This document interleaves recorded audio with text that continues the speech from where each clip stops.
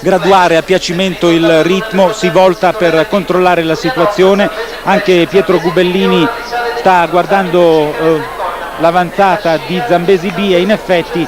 Zambesi Flash va ad anticipare Zambesi B mentre serra sotto Zamia FC,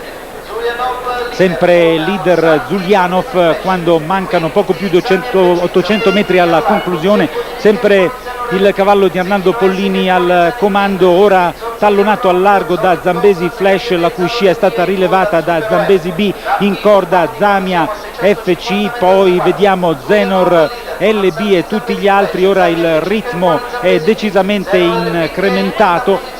Nelle prime posizioni anche Zeppo Di Re, ora sollecitato dal suo interprete alla frusta Zulianov, che cerca di difendersi dall'attacco di Zambesi Flash. I cavalli sono sull'ultima piegata, sembra poter prevalere Zambesi Flash con Pietro Gubellini sotto la minaccia di Zambesi B e Mauro Biasuzzi. È una dirittura d'arrivo ancora molto intricata, dirittura d'arrivo con Zambesi B in vantaggio, il biasuziano ha 2 lunghezze di vantaggio sugli altri, sprinta centropista anche Zamia FC, il traguardo non è lontano,